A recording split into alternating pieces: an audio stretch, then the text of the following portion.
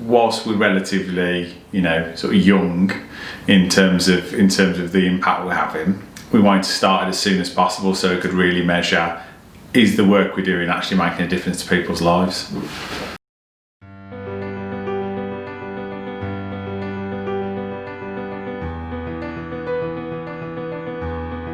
I think internally and externally, it's got two different values. Internally, I think it's a good measure for our own performance and to try and align some of what we think we're achieving with what we're actually set out to achieve from a kind of values and impact perspective. So internally, it gives us that kind of focus to record some data, set some benchmarks, and then kind of work towards some progress. Externally, to me, I hope it's a kind of public recognition that we're out there to help people and that it's some way of kind of evidencing the impact that we're having to the community. That's what I'd hope it achieves from an outside perspective. There were a few things that were really interesting. I think there was the sort of data we put into the social impact report, which was really interesting. Then there was the sort of more generic learnings in terms of speaking to the tenants. So we did it via sort of a blend of telephone interviews and certain questions that we asked as part of our sort of check-ins and things. And so just getting to know the tenants better was a big sort of outcome of it.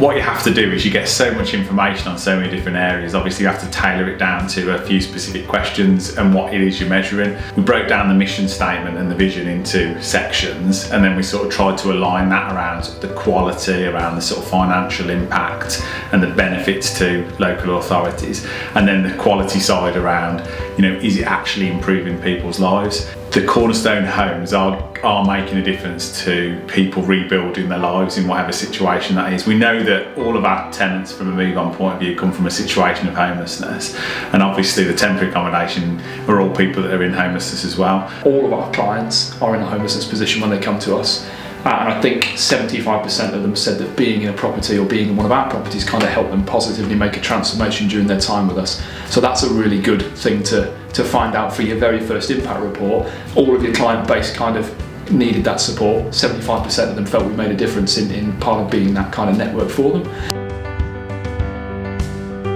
Tough to measure that sometimes, but there is a framework that we've adopted which kind of looks at what are the options that are out there in terms of alternative accommodation options that might be available to a service.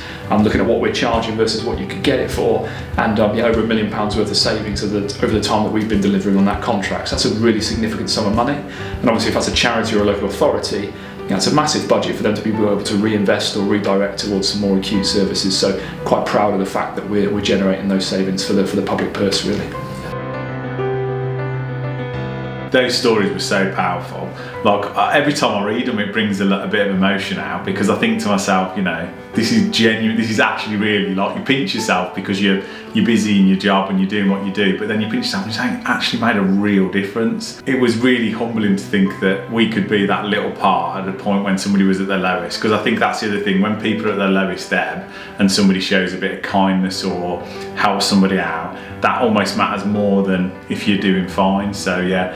I mean, amazing stories, really great that we can see that kind of tangible impact to people, but it just really fuels me to just do more of that and see more of that, and make sure that we're focused on doing it and celebrating it, but not really celebrating us, but celebrating them and what we're doing for them, really.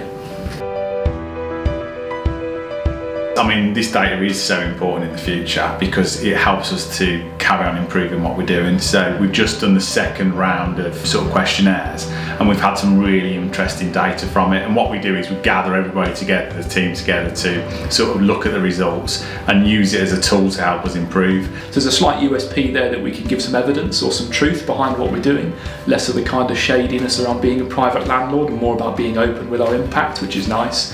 It's the way that the market and the economy seems to be going with investors too. So, even people, when they're choosing their pension investments now, are looking for ethical ways to make a return on their money. So it's nice to think that we can provide some evidence and some substance to justify that we're an ethical investment organisation, I suppose. I would hope it helps raise our profile, and I would hope it raises the standard probably of the sector, and maybe gets public procurement, private procurement looking more at not just cost and value for money, but also what else are we getting as an additional, like how is this putting something back and giving back. And I'm quite pleased to see that we're doing that very early on. We've grown into that position after 12 to 18 months, and to be delivering the impact we're doing now so quickly, what is it going to be in 5 or 10 years' time? That's really exciting to see what we can do there.